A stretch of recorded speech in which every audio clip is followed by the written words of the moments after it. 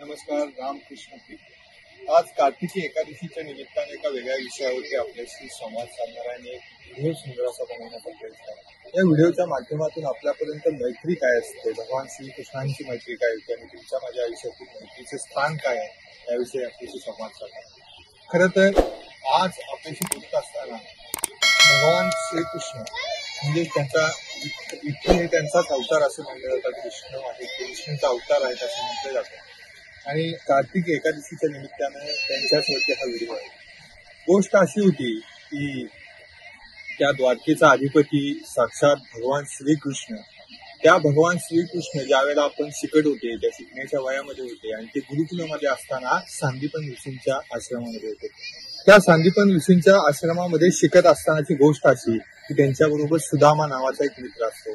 भगवान श्रीकृष्ण आणि ते सुदामा एकत्र शिकत असतात आणि काळ बदलतो. काळानुसार भगवान श्रीकृष्ण द्वारकेचे राजे होतात आणि तो सुदामा असतो, तो दुर्दैवाने त्याच्या घरामध्ये दारिद्र्य येतं. तो गरीब असा ब्राह्मण असतो.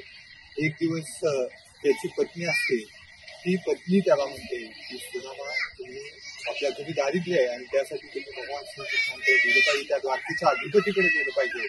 त्यावेळेला त्या द्वारकेच्या राजाकडे पत्नीची इच्छा म्हणून ते जातात. जात असताना मोकळ्या हाताने जायचं नाही, ही परंपरा असते, ते संस्कार असतात. ते संस्कार म्हणून घरामध्ये काहीही नसतं, 18 दारिद्र्य असतं आणि अशा परिस्थितीमध्ये तो सुदामा आपल्या घरामध्ये असणारे थोडेसे पोहे घेतात, ते एका पुरचुंडीत बांधतात आणि ते पोहे घेऊन ते साक्षात त्या राज दरबारामध्ये जातात. तो द्वारपाल सोडत नसतो. त्यावेळेला त्या द्वारपाला सांगतात की तुमच्या भगवान श्रीकृष्णांना सांगा, त्या द्वारकेच्या राजाला सांगा की तुमचे मित्र आलेत. आणि त्यावेळेला भगवान श्रीकृष्ण स्वतः धावत जातात, कर्कटून मिठी मारतात, त्यांची भेट घेतात. डोळ्यामध्ये अश्रू असतात दोघांच्याही. खरी मैत्री काय असावी. काळ बदललेला असतो, ते राजा झालेले असतात, अत्यंत श्रीमंत झालेले असतात, परंतु त्यावेळेला ते आपल्या मित्राची मैत्री विसरत नाहीत. त्या मित्राला कर्कचून मिठी मारतात आणि त्यानंतर त्याला त्यांच्या पाय धुतले जातात आणि त्यानंतर ते पाणी स्वतः डोक्यावरती शिंपडून घेतात. ही त्यांची रीत असते, ही प्रथा असते, ही परंपरा असते. त्यावेळेला त्यांना लक्षात येतं की आपल्या मित्राने काहीतरी आपल्यासाठी घेऊन आलेला आहे. त्यावेळेला ते बघतात तर त्यामध्ये थोडेसे पोहे असतात. ते सुदामाचे पोहे ते खातात, आनंदाने घेतात, आनंदाने ग्रहण करतात की त्याच्या मित्रानं ते आणलेले आहेत. ती काय आणलेलं आहे याच्यापेक्षा त्या मागे असणारी भावना काय आहे, त्या मागे असणारं प्रेम काय आहे ते बघतात, ते घेतात. आणि त्यानंतर सुदामा काहीही मागत नाहीत, घरी निघून जातात. प्रचंड असं दारिद्र्य असतं. ठरवलं असतं मित्राकडे काहीतरी मागितलं असतं तर खूप काही मिळू शकलं असतं, परंतु सुदामा त्यावेळेला काहीही मागत नाही. मनामध्ये विचार येतो की त्यानंतर सुदामा घरी जात असतील, मनामध्ये काय विचार असतील त्यांच्या, ते आपण काहीच मागितलं नाही. परंतु ज्या वेळेला ते घरी जातात त्यावेळेला ते घर नसते, ती झोपडी राहिलेली नसते, तर तो एक राजमहाल झालेला असतो. तिथे सर्व काही आलेलं असतं. भगवंताकडे जात असताना आपण ज्या वेळेला निस्वार्थ निस्पृह भावनेने जातो त्यावेळेला भगवंत सगळं काही देत असतो. याचं हे उदाहरण शिकवतं आपल्याला की आपल्या आयुष्यामध्ये मैत्रीचे स्थान काय असावं. की कितीही संकट आली, कितीही आले, तर मित्र आपल्याला आधार देणारा असतो. आपण आपलं कुटुंब ठरवू शकत नाही, आपले आई वडील ठरवू शकत नाही, परंतु आपलं मित्र म्हणून जे कुटुंब असतं ते आपण ठरवण्याचा अधिकार आपल्याला असतो.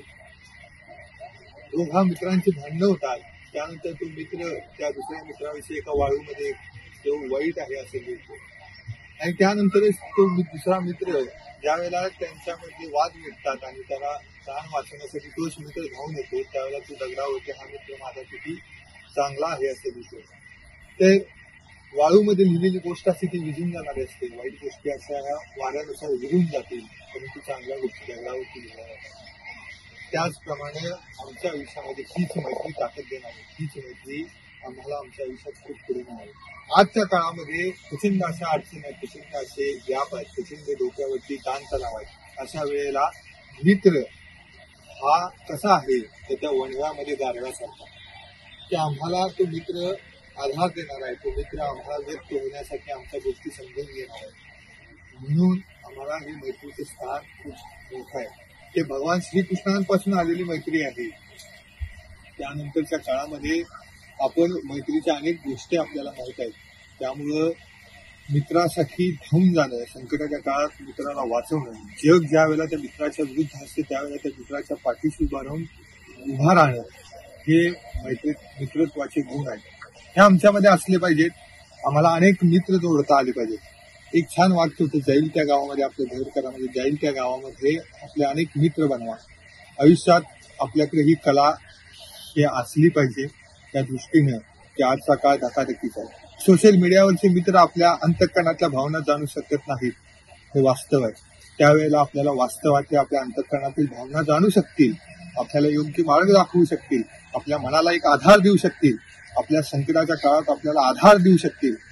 असे मित्र असणं ही काळाची गरज असणार आहे. येत्या काळामध्ये ही गरज ओळखून म्हणा किंवा आपला एक स्वभाव म्हणून म्हणा की आपल्याला आपलं कुटुंब, मित्र म्हणून जे कुटुंब असतं आपलं, तर ते आपल्याला बनवण्याचा आपल्याला स्वातंत्र्य मिळालेलं आहे. ते चांगली माणसं आपल्या जवळ पेरूया, चांगले विचार आपल्या जवळ कसे येतील या मित्रत्वाच्या नात्यातून याचा विचार करूया. तुर्तास हा सुंदर असा व्हिडिओ करण्यासाठी भगवान श्रीकृष्णांच्या सानिध्यात कार्तिकी एकादशीच्या निमित्तानं एक गोवर्धन गाव म्हणून आहे तिथं आलो आणि आपल्या समोर हे विचार मांडता आले. साक्षात भगवान श्रीकृष्णांनीच याविषयी बोलावयाची वृत्ती दिली असेल. तुर्तास धन्यवाद. जय श्रीकृष्ण. रामकृष्ण हरी. हरे कृष्ण हरे राम.